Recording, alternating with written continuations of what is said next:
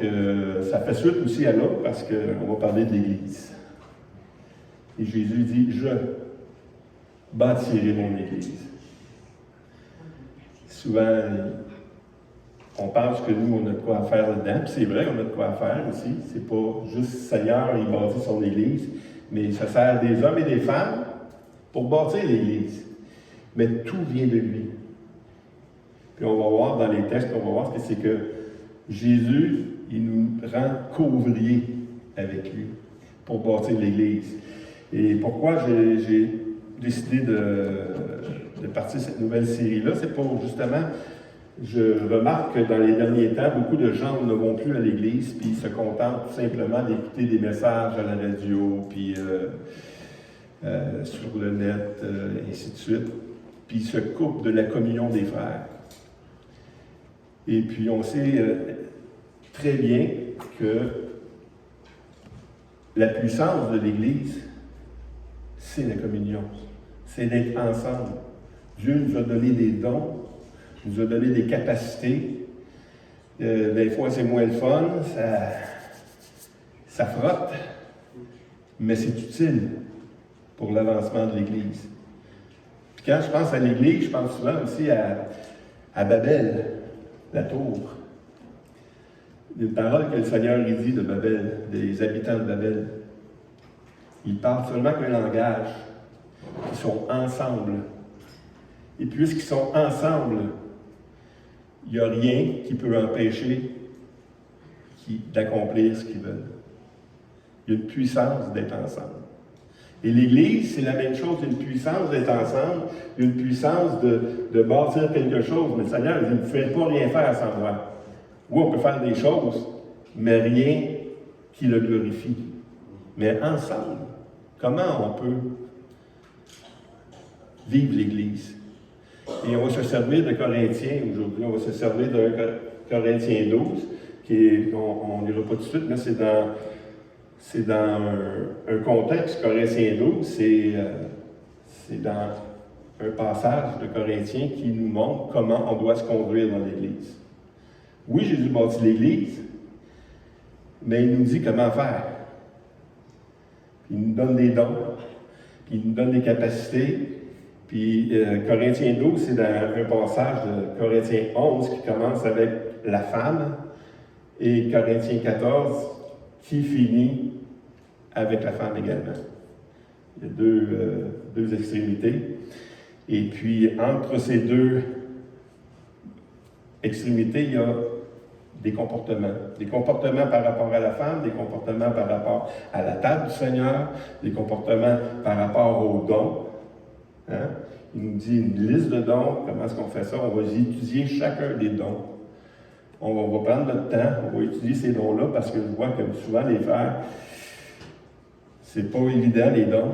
Puis les dons existent encore. J'ai écouté une prédication dernièrement de Daniel Durand qui, lui, non, les apôtres, ça n'existe plus. On va voir dans la parole de Dieu qu'est-ce que la parole de Dieu dit de ça. C'est que ça existe encore ou pas. On va examiner ces choses-là. Mais le passage principal, on va le lire aujourd'hui, mais ce n'est pas tout le passage qu'on va étudier aujourd'hui. On va lire tout le passage de 1 Corinthiens 12 ensemble. Je ne l'ai pas tout sur le PowerPoint, fait pas besoin de le marquer tout de suite. Mais gardez vos Bibles, puis je vais vous le lire. 1 Corinthiens 12, à partir du verset 1 au complet. Pour ce qui concerne les dons spirituels, je ne veux pas, frères, que vous soyez dans l'ignorance. Vous savez que lorsque vous étiez païens, vous laissiez entraîner vers les idoles muettes, selon que vous étiez conduits. C'est pourquoi je vous déclare que nul, s'il parle par l'Esprit de Dieu, ne dit « Jésus est anathème ». Et que nul ne peut dire « Jésus est le Seigneur » si ce n'est par le Saint-Esprit. Il y a diversité de dons, mais le même Esprit. Diversité de ministères, mais le même Seigneur. Diversité d'opérations, mais le même Dieu, qui opère tout en tous. Or, à chacun, la manifestation de l'Esprit est donnée pour l'utilité commune. En effet, à l'un est donné par l'Esprit une parole de sagesse. À un autre, une parole de connaissance, selon le même esprit. À un autre, la foi, par le même esprit. À un autre, le don des guérisons, par le même esprit. À un autre, le don d'opérer des miracles. À un autre, la prophétie. À un autre, le discernement des esprits. À un autre, la diversité des langues. À un autre, l'interprétation des langues. Un seul et même esprit opère toutes ces choses, les distribue à chacun, en particulier, comme il veut. Car comme le corps est un et plusieurs membres, comme le corps a plusieurs membres, et comme tous les membres du corps, malgré leur nombre, ne forment qu'un seul corps, ainsi en est-il de Christ. Nous avons tous, en effet, été baptisés dans un seul esprit pour former un seul corps, soit juif, soit grec, soit esclave, soit libre, et nous avons tous été abreuvés d'un seul esprit. Ainsi, le corps n'est pas un seul membre, mais il est formé de plusieurs membres. Si les pieds disaient « parce que je ne suis pas une main, je ne suis pas du corps », ne serait-ce pas du corps pour cela. Et si l'oreille disait « parce que je ne suis pas un œil, je ne suis pas du corps », ne serait-elle pas du corps pour cela? Si tout le corps était œil, où serait l'ouïe? S'il était tous ouïe, où serait l'odorat? Maintenant, Dieu a placé chacun des membres dans le corps comme il l'a voulu. Si tout était un seul membre, où serait le corps? Maintenant donc, il y a plusieurs membres et un seul corps. L'œil ne peut pas dire à la main, je n'ai pas besoin de toi, ni la tête dire aux pieds, je n'ai pas besoin de vous. Mais bien plutôt, les membres du corps, qui paraissent être les plus faibles, sont nécessaires. Et ceux qui nous estimons être les moins honorables du corps, nous les entourons d'un plus grand honneur. Ainsi, nos membres, les moins honnêtes, reçoivent plus d'honneur, tandis que ceux qui sont honnêtes n'en ont pas besoin. Dieu a disposé le corps d'une manière à donner plus d'honneur à ceux qui en manquaient, afin qu'il n'y ait pas de division dans le corps, mais que les membres aient également soin les uns des autres. Et si un membre souffre, tous les membres souffrent avec lui. Si un membre est honoré, tous les membres se réjouissent avec lui. Vous êtes le corps de Christ, vous êtes ses membres, chacun pour sa part. Et Dieu a établi dans l'Église, premièrement, des apôtres, secondement, des prophètes, troisièmement, des docteurs, ensuite ceux qui ont le don de miracle, puis ceux qui ont le don de guérison, de guérir, de discourir, de gouverner, de parler de diverses langues. Tous sont-ils apôtres? Tous sont-ils prophètes? Tous sont-ils docteurs? Tous ont-ils le don des miracles? Tous ont-ils le don de guérison? Tous parlent-ils en langue? Tous interprètent-ils? Aspirez aux dons les meilleurs, et je vais encore vous montrer une voie par excellence. Prions ensemble. Seigneur, beaucoup de choses dans ce texte de Paul qui reprend une église, l'église de Corinthe, pour un dysfonctionnement, Seigneur. Et on veut prendre ce texte pour nous enseigner nous-mêmes, pour bien gérer les choses de l'Église, car on est co-ouvrier avec toi, Seigneur. Et tu nous demandes la sagesse, tu nous demandes de la discipline, tu nous demandes un comportement, et on a besoin de toi. Pour arriver, Seigneur Dieu, à, premièrement, à saisir ce texte, mais aussi à l'appliquer. Viens à notre secours, Seigneur. Viens nous enseigner par rapport à ce que Paul nous enseigne, ce que l'Esprit nous enseigne, afin qu'on puisse te glorifier par notre vie d'Église. Et Seigneur, je sais qu'il va y avoir des différences dans nos opinions peut-être, mais garde-nous dans l'amour, afin qu'on puisse entendre ce que le texte nous dit, Seigneur, et qu'on puisse le vivre également. Amen. Amen. Donc, la partie qu'on va étudier aujourd'hui, c'est, on peut y aller avec la première diapo, c'est 1 Corinthiens 12, 1. Pour ce qui concerne les dons spirituels, je ne veux pas, frère, que vous soyez dans l'ignorance. Donc, il ne veut pas qu'on soit dans l'ignorance par rapport aux dons. Hein? C'est la même chose que quand je ne veux pas, frère, que vous soyez dans l'ignorance à propos de ceux qui dorment. Paul, c'est une formule que Paul prend pour enseigner, pour dire, écoutez, il y a des choses qui sont difficiles à comprendre, mais une chose que je veux que vous sachiez, c'est qu'on ne doit pas être dans l'ignorance par rapport aux dons qu'il nous donne. Quelqu'un qui se sépare de l'Église se sépare premièrement des dons que Dieu nous donne. Quand on va à l'Église, comme on vient de lire, c'est qu'on n'est pas tous, moi je ne suis pas l'Église, on est l'Église.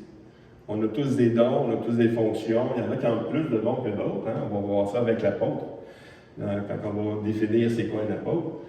Mais en même temps, on voit que la vie du corps, c'est tous. Tous ensemble, on a une fonction, on a un don. On a un don pour mettre au service de l'Église, en commun. Donc, on n'a pas reçu un don pour nous-mêmes, on n'a pas reçu un don de musicien pour me réjouir chez moi. C'est pour l'édification de l'Église. Que ce soit la prédication, que ce soit tous les dons qu'on a vus présentement dans Corinthiens 12, c'est des dons qui sont donnés à l'Église et que moi, je crois qu'ils sont encore en vigueur. L'autre diapo, si vous êtes le corps de Christ, vous êtes ses membres, chacun pour sa part, et Dieu a établi dans l'Église, premièrement, des apôtres, secondement, des prophètes, troisièmement, des docteurs, ensuite ceux qui ont le don des miracles, puis ceux qui ont le don de guérir, de secourir, de gouverner, de parler diverses langues. Il y a beaucoup de ça juste là-dedans, mais on ne peut pas tous les prendre. Je veux prendre mon temps, je vais les expliquer comme il faut. On va commencer avec l'apôtre aujourd'hui, dans le cadre de l'Église. Parce que l'apôtre, c'est quelque chose qui, il met en premier, hein, il donne un ordre de don de ministère. L'apôtre. Il met l'apôtre en premier. Aujourd'hui, on utilise dans des milieux comme plus baptistes, on utilise moins le titre d'apôtre, mais la fonction est toujours là. On n'appelle pas Pasteur Jeff un apôtre, mais c'est un apôtre. Il fait la fonction d'apôtre. Il opère, c'est lui qui gère les églises, c'est lui qui a parti le mouvement, c'est toutes ces choses-là. Donc, il fait, on va voir, l'œuvre d'un apôtre. Il fait l'œuvre d'un apôtre, exactement. Mais, je ne sais pas pourquoi, on n'appelle pas les gens apôtres, même si le don est là, même si le don est accompli. Et donc, dans d'autres milieux, tout le monde, c'est des apôtres. Tout le monde, l'apôtre un tel, et l'apôtre un tel. Mais on va voir que la Bible, c'est pas ce qu'il appelle des apôtres. Et il y en a plusieurs apôtres. Il y a eu les 12 apôtres, puis il y a eu les autres apôtres. Parce que dans la Bible, beaucoup de personnes disent, ouais, il y a combien d'apôtres dans la Bible? Je vous pose la question. 12 plus 70. Non. Avec Priscille, il y a quelques-uns comme ça qui sont nommés. Il y en a quelques-uns comme ça qui sont nommés, on va les voir tantôt. Mais il y a les 12. Puis en passant, les 12, c'est à part. C'est quelque chose que c'est Christ qui les a rassemblés vraiment. Et puis, ça dure jusqu'à la fin des temps. Hein? Même au temple, au nouveau temple, les noms des 12 apôtres sont là, tu sais. Barnabas, c'en est un. Pourtant, personne pense que juste les 12 puis Paul.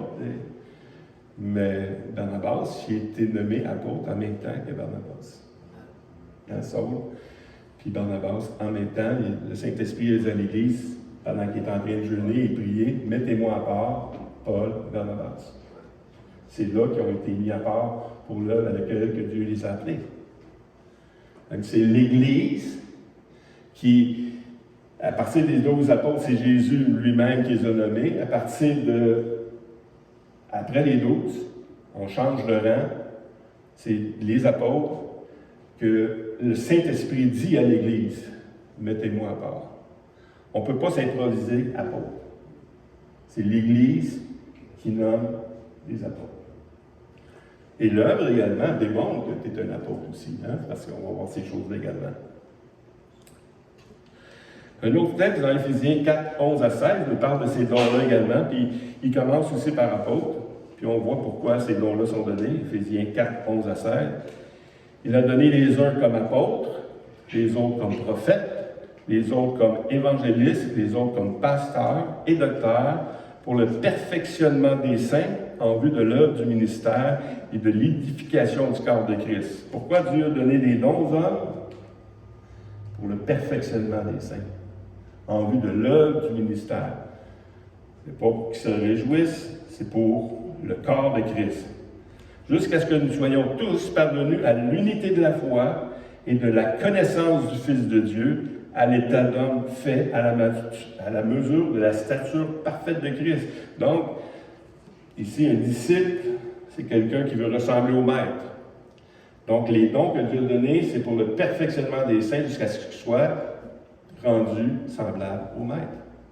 Et quand on regarde ce que le Maître a fait, Jésus dit, vous allez faire les mêmes œuvres, vous allez en faire des plus grandes. Wow! C'est quelque chose.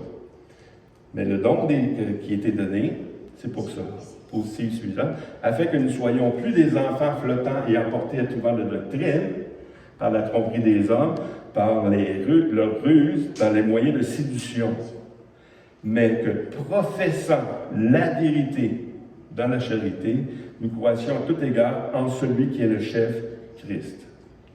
C'est de lui, et grâce à tous les liens de son assistance, que tout le corps, encore une fois, bien coordonné et formant un solide assemblage, tire son accroissement selon la force qui convient à chacun de ses parties et s'édifie lui-même dans la charité. Une chose ici qui est importante que je veux souligner, c'est afin que nous soyons plus des enfants flottants emportés à tout vent de doctrine.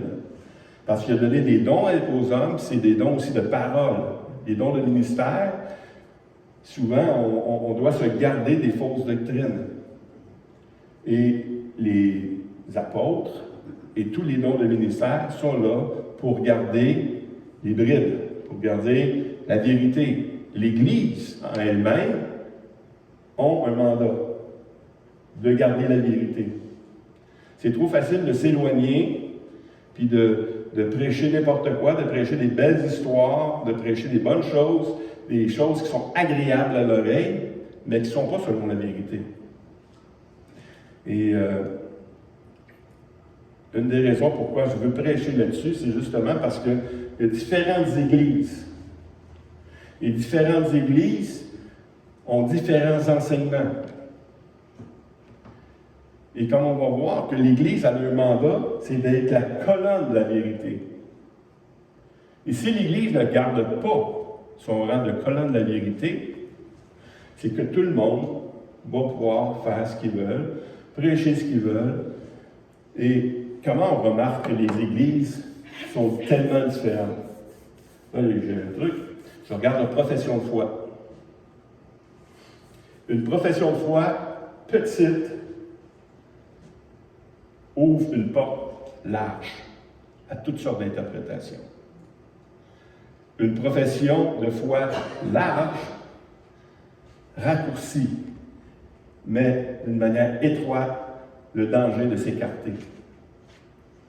Et qu'est-ce qui m'a attiré ici, comme d'autres personnes aussi qui sont venues ici, comme beaucoup de gens aussi qui vont à l'Église baptiste, c'est l'assurance du salut. J'ai de la misère à concevoir que des gens vont dans des églises pentecôtistes, puis qui disent non, écoute, il faut que tu persévères, il faut que tu fasses ci.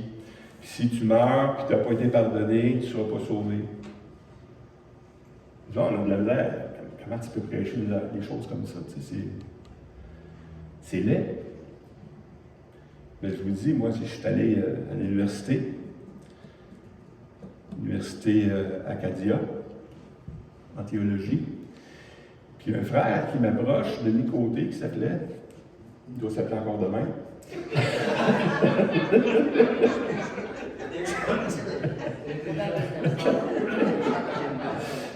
Il me dit, Sylvain, il dit, si tu meurs aujourd'hui, t'es sûr d'aller au ciel?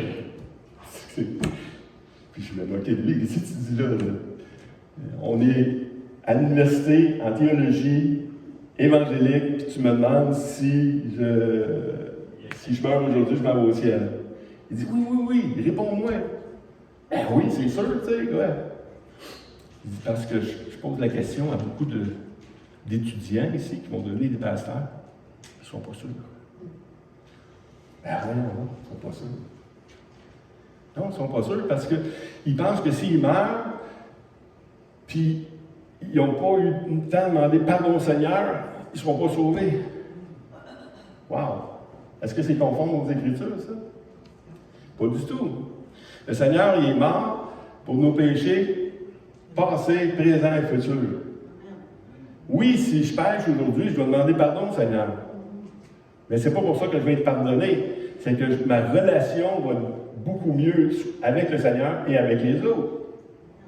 Mais ça ne change rien à mon salut. Mon salut, c'est une des doctrines de base de l'Église. C'est le fondement. Jésus-Christ, ressuscité, mort pour nos péchés. Si tu ne crois pas ça, tu bâtis sur quoi? Tu bâtis sur tes œuvres. Tu bâtis sur ton obéissance, au lieu de bâtir sur l'œuvre accomplie de Christ, qu'on a acquis que par la foi. Ça, c'est la doctrine de base. Et c'est pour ça que je suis ici présentement. Pour proclamer cet évangile-là. Il y a d'autres points qui sont très importants aussi, mais si cela n'est pas clairement défini dans l'Église, change l'Église, simplement. Parce qu'ils vont t'emmener dans un enseignement qui repose sur toi, au lieu de t'emmener dans un enseignement qui repose sur l'œuvre accomplie de Christ. Puis ça, c'est un danger. Aucun homme peut tenir la route. Aucun homme peut, par ses œuvres, être sauvé. Il ne peut même pas continuer à être sauvé par ses œuvres. Peut-être Jean, non? Non, mais c'est vraiment un bon point parce que premièrement, le salut il est éternel. Le salut, c'est Jésus-Christ qui l'a accompli. Puis il ne se repart pas des dons qu'il a donnés. Le don de la grâce qu'il nous a donné est éternel. Là. Peu importe ce qui arrive, même si je partirais, mettons, j'aurais l'intention d'aller tromper ma femme, puis je meurs, je suis sauvé. J'ai aucun doute. Là. Il y a trop de monde qui ne comprennent pas ça. Tu es sauvé, puis merci, grâce. C'est pour ça qu'on loue son Saint-Nom. On loue parce que c'est une grâce imméritée, mais elle est éternelle. Ouais. Puis là, il commence les travaux au ciel. Quand on est de nouveau, il y a une célébration dans le ciel, puis il commence les travaux. Fait qu'il n'arrête pas les travaux. C'est ça. C'est ça. Puis si tu vas tromper ta femme, puis tu ne meurs pas, en revenant à la maison, tu peux peut-être mourir. Ouais, là, Tu vas mourir. Il n'y a aucun doute, mais si tu connais la foi est moins grosse à ce moment-là. Ouais. Faut que tu te reparles, faut que le Seigneur vienne faire un travail comme à l'image avec David, puis sur 51. Faut qu'il vienne nettoyer ta pensée. C'est ça. On est sauvé, une fois pour toutes, mais on continue à être sauvé. Sauvé de nous-mêmes. Puis donc, on ne peut pas commencer à enseigner des choses que nous-mêmes, on peut accomplir pour notre salut. Il faut faire une distinction ici. Ce que Paul nous enseigne dans Corinthiens 12, ce n'est pas pour être sauvé. On est co-ouvrier avec Dieu. Puis le salaire, l'œuvre de l'homme, maintenant, mérite un salaire. Dieu nous donne une récompense. Et puis il nous demande, comme on a lu avec Stéphane cette semaine, dans 2 Pierre 1, je crois, 2 Pierre 1, de faire tous vos efforts pour avoir la connaissance. Parce que la connaissance va nous changer, la connaissance va produire quelque chose dans nous. De Christ. Hein? La connaissance de Christ. La connaissance de Christ, c'est ça. Et puis c'est ce qu'on va voir également aujourd'hui. Premier point. Matthieu 16, 15 à 18. C'est notre titre de l'étude. Et vous, leur dit-il, de qui... Non, excusez. Leur dit-il, qui dites-vous que je suis? Simon-Pierre répondit, tu es le Christ, le Fils du Dieu vivant. Jésus reprend la parole et dit, tu es heureux, Simon, fils de Jonas, car ce ne sont pas la chair et le sang qui t'ont révélé cela, mais c'est mon Père qui est dans les cieux. Et moi, je te dis que tu es Pierre, et que sur cette pierre, je bâtirai mon Église. Et que les portes du séjour des morts ne prévaudront point contre elle. Jésus est en train de dire à Pierre, tu dis que je suis le Christ.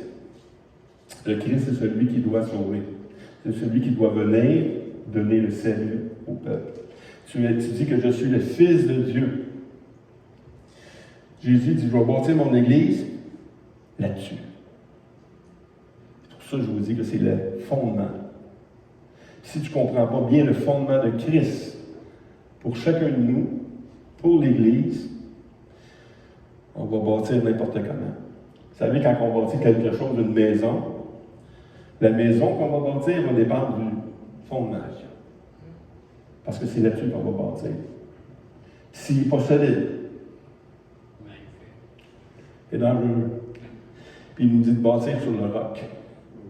Notre roc à nous autres, c'est Jésus. Je vais bâtir mon Église sur ça. Dans Matthieu 17, 5, ça c'est après 16. Hein? 17, 5, Pierre, il y a eu la révélation que Jésus est le Fils de Dieu. Jésus dit, c'est le Père qui t'a révélé ça. C'est le Saint-Esprit qui t'a révélé ça. Et tout de suite après, on voit dans Matthieu 17, 5, qu'ils sont emmenés sur la montagne. C'est là qu'il entend le Père dire, celui-ci est mon Fils bien-aimé, en qui j'ai mis toute mon affection, écoutez-le. Et donc, Pierre, il a eu cette révélation, parce qu'il l'a vu, il a vu des choses. Jésus dit, non, c'est pas la chair, c'est pas ce que tu as vu, c'est le Saint-Esprit. C'est Dieu qui t'a révélé ces choses-là. C'est ce qu'on a lu aussi dans le début de notre étude, dans 1 Corinthiens 12, pour ce qui concerne les dons spirituels, je ne veux pas faire que vous soyez dans l'ignorance. Il dit, il n'y a personne qui peut dire Jésus est Seigneur si ce n'est par l'Esprit. Puis il n'y a personne qui peut dire que le contraire. S'il parle par l'Esprit, il ne peut pas dire que Jésus, il n'est pas le Seigneur. C'est vraiment par le Saint-Esprit. Pierre, il revient avec cette histoire-là de lui-même dans sa lettre, dans 2 Pierre 1, 17 à 18.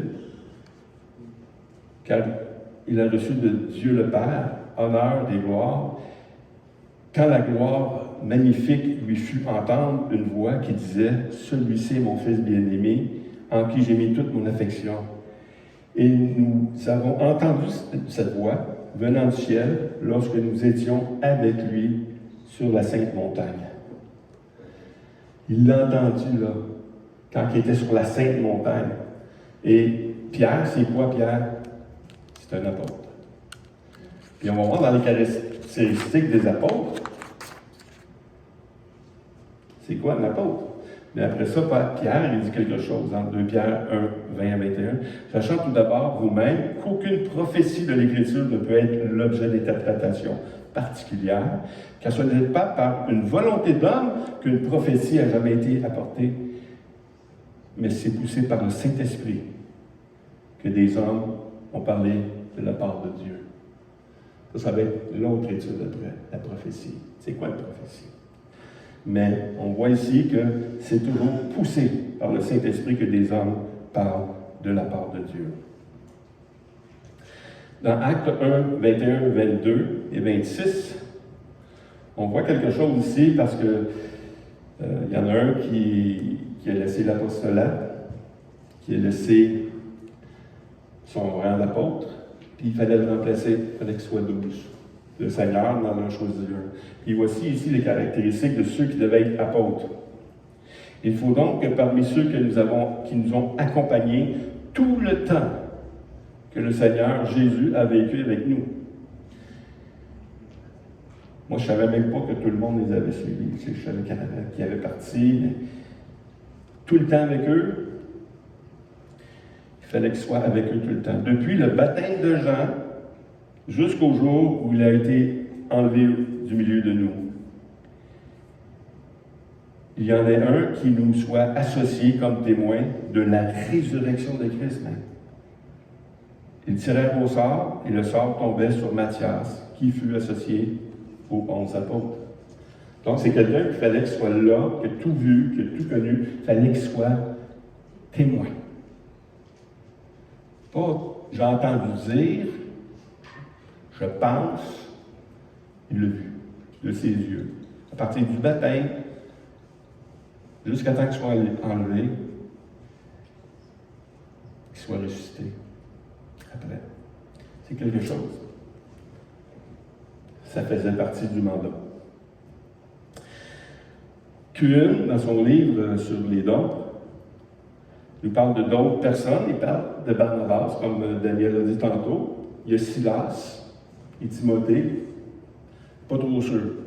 Parce que Silas est nommé plus comme un prophète, comme un apôtre. Et puis, il y en a d'autres, comme Timothée, que je crois que Paul, en tant qu'apôtre, il est obligé de faire des disciples ici. Il est obligé de former des gens. Donc, ceux qui apportaient avec lui, je crois qu'on peut même leur donner un rang d'apôtre, parce qu'il faisait la même fonction d'apôtre, puis on va le voir plus tard avec Tite également. Mais dans Romains 16, 7, dans la Bible du sommaire, il dit « Saluez Andronicus et Junias, qui sont de même peuple que moi. » Ça veut dire c'est des Juifs. Et qui ont été mes compagnons de captivité. Eux aussi ont souffert à cause de Christ. Ils sont très estimés en tant qu'apôtres. Donc, il y a d'autres personnes qui sont apôtres. Eux qui sont même convertis à Christ avant moi. Donc, on voit dans la Bible qu'il y en a d'autres apôtres. Puis l'apôtre, c'est ça, c'est celui qui s'en va implanter. On peut l'identifier aujourd'hui un peu comme des missionnaires, des implanteurs d'église. C'est des gens qui sont envoyés par l'Église pour aller faire l'œuvre où là n'avait pas été enseigné. On va le voir un petit peu plus tard également. Mais avant d'aller dans l'apôtre, on va aller voir plutôt le rôle de l'apôtre par rapport à la vérité.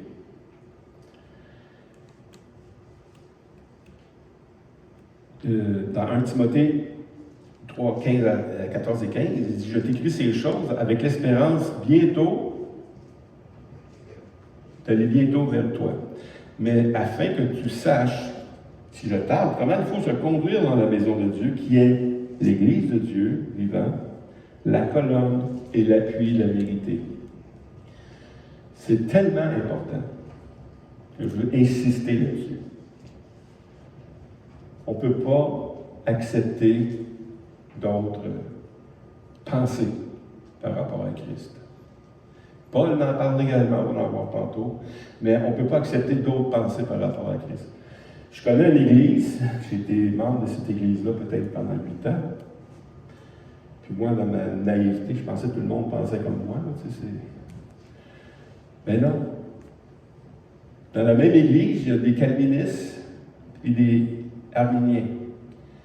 Des gens qui pensent qu'on peut perdre notre salut, puis il y a d'autres qui pensent qu'on ne peut pas perdre notre salut, autrement dit. Ça fait, quand tu prêches, il y en a toujours une partie de l'Église qui n'est pas contente. Il y a toujours quelqu'un qui n'est pas content. Mais quand tu prêches le salut en Christ, c'est la vérité, c'est la base de toute chose. Avant de venir ici, j'appartenais à une église, la vie comblée, si quelqu'un le connaît, qui n'a pas de profession de foi. Donc, tout le monde va là, puis OK, c'est le fun, c'est beau, on s'enseigne sur la parole, puis Il n'y a pas de problème. Mais dans la même église, deux pasteurs, moi j'étais pasteur, puis Jean, pasteur Jean, était pasteur aussi. Jean est parti parce qu'on ne prêchait pas la perte du salut.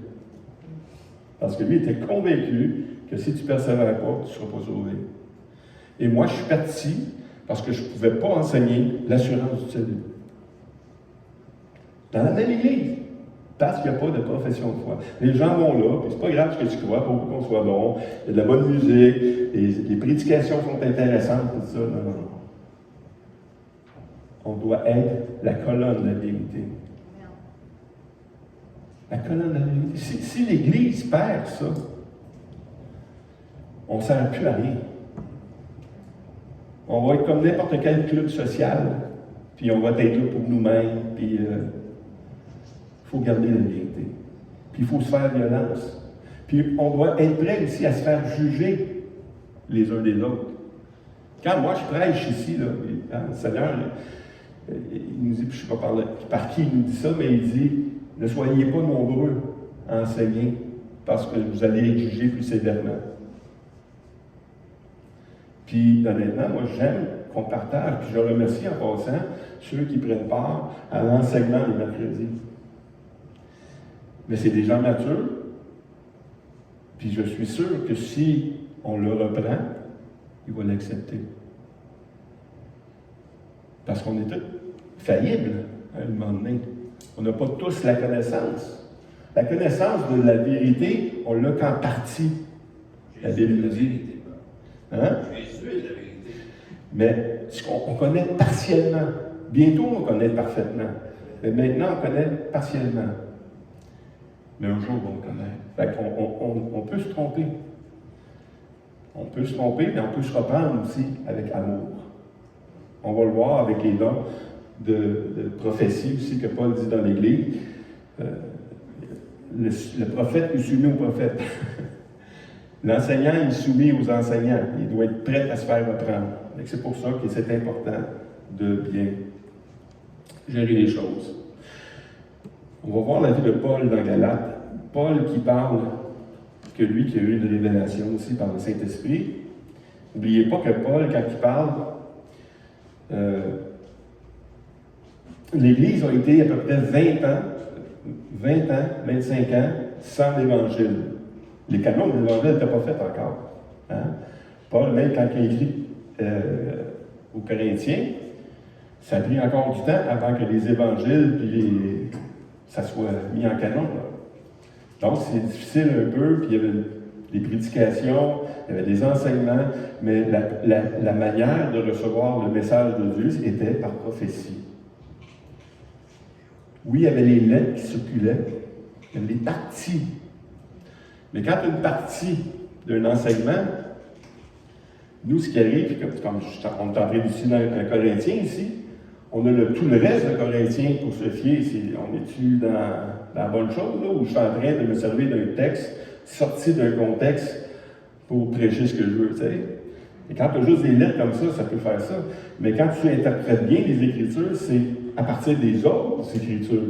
Premièrement, à partir du texte, du contexte, le livre, ensuite les Écritures, si ça ne contredit pas les Écritures. Mais lui, il n'y avait que des parties. Mais même là, Paul avait reçu l'Évangile, avant l'Évangile. C'est ça qu'il dit à un moment donné, selon mon Évangile. Vous ne dites pas que l'Évangile de Paul, mais l'annonce de l'Évangile. Dans Galates 1, 11 et 12, premièrement, je vous déclare, frère, que l'Évangile qui a été annoncé par moi n'est pas de l'homme. C'est pas moi qui l'ai inventé. Car je ne l'ai ni reçu, ni appris d'un homme, mais par une révélation de Jésus-Christ. Mais lorsqu'il plut à celui qui m'avait mis à part dès le sein de ma mère et qui m'a appelé par sa grâce, de révéler en moi son Fils, afin que je l'annonçasse parmi les païens.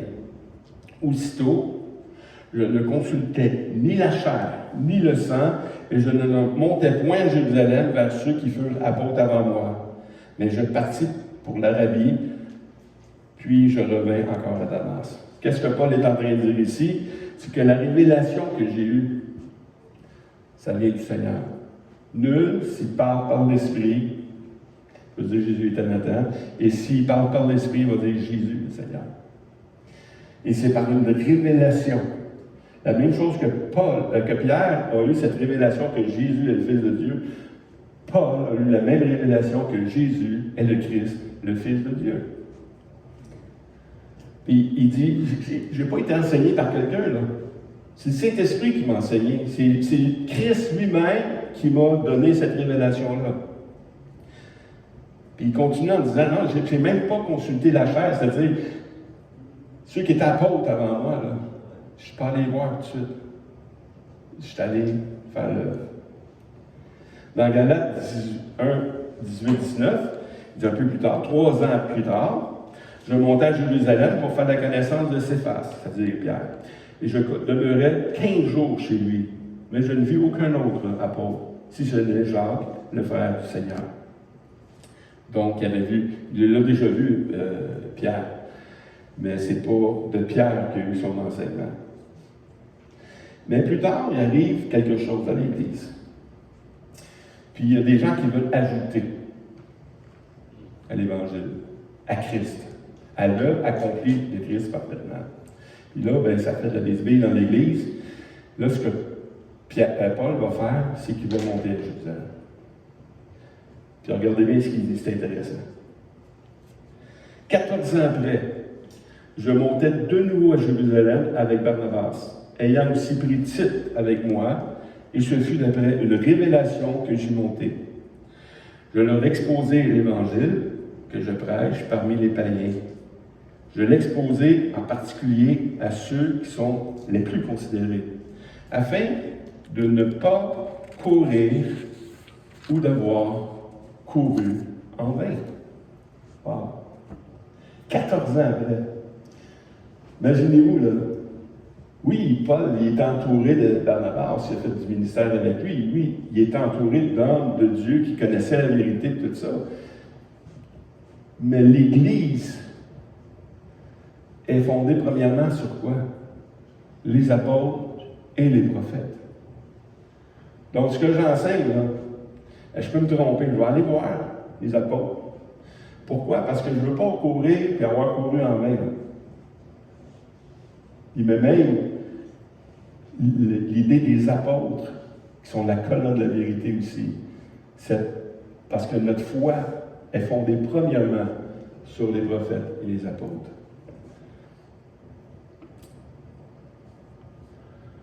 Galates 2, là on a fait quoi? OK. Galates 2, 7 à 9. On l'a fait ça, là, non?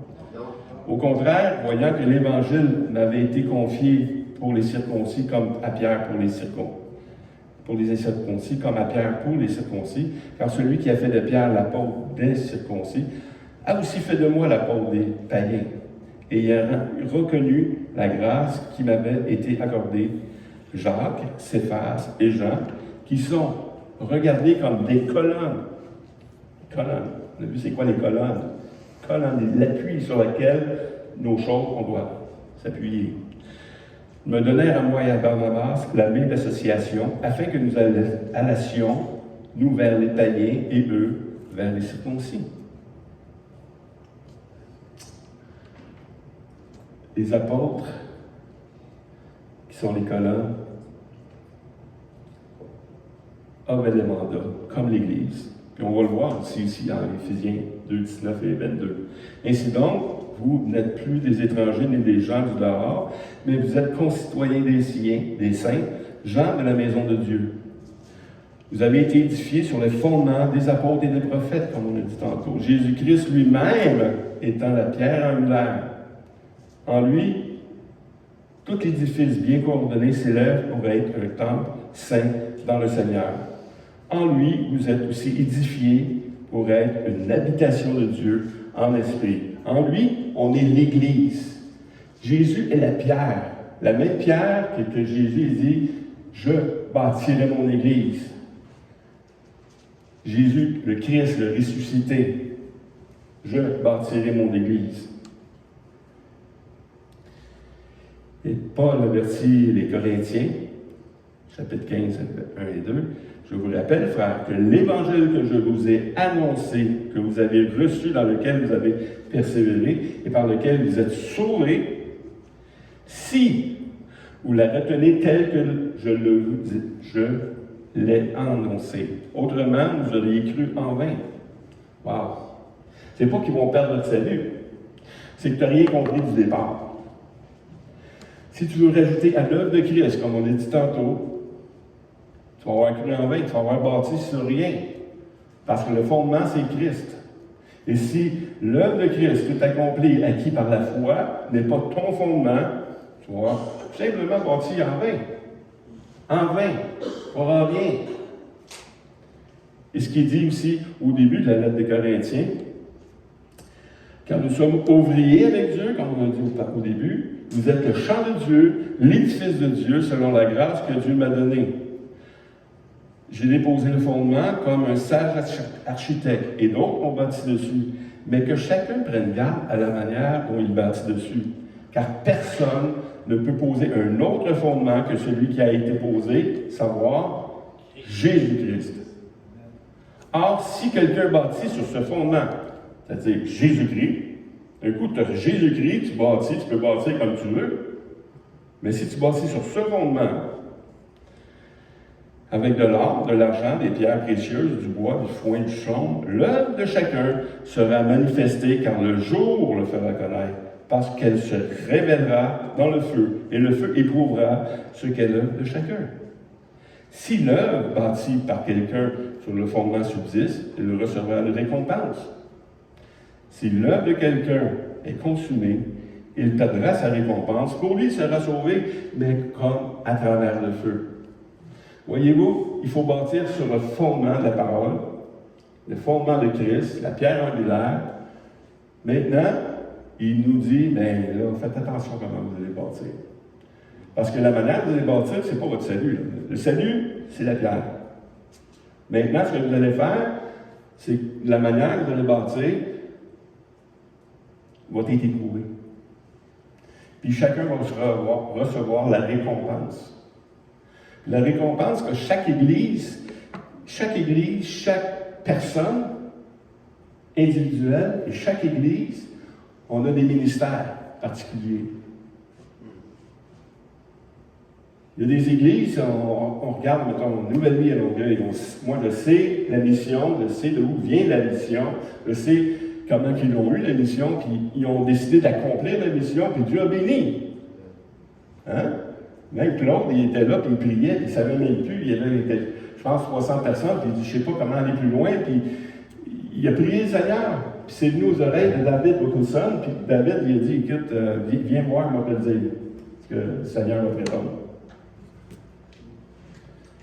Puis il a pris l'avion, il est allé à New York, puis il est allé voir David. Puis David, il a dit tout simplement, bien écoute-toi des pauvres. Ah, c'est tout. T'aurais pu juste me dire au téléphone. Non. Je voulais que tu comprennes que c'est ça que tu fasses. Mais si Sylvain ou Pasteur Jeff aurait prié, ben c'est peut-être pas ça que Dieu veut pour Pasteur Jeff. C'est peut-être pas ça que Dieu veut pour cette Église ici. Donc, on ne peut pas se fier, là-bas ça marche, on va faire la même chose que l'autre. Non, non, non. Chacun de nous, on est responsable d'aller devant Dieu et de le connaître, Dieu. Puis chacun de nous, on a des forces, des faiblesses. Et on doit aller devant Dieu, Seigneur, c'est quoi tu veux pour nous? Puis on doit vraiment y aller avec un cœur sincère. Humblement. On doit mettre ensemble nos dons qu'on a reçus au service du Seigneur. Puis le Seigneur va faire ressortir une force commune. Une force commune. Moi, je crois que la première de ces forces ici, c'est la parole. La parole à l'intérieur, puis la parole à l'extérieur. La parole même chantée. Écoutez, je ne connais pas d'église si petite qui a autant de musiciens. Je ne connais pas d'église si petite qui a autant d'enseignants. Je ne connais pas autant d'églises si petites qui a autant d'évangélistes. des gens qui sortent un message.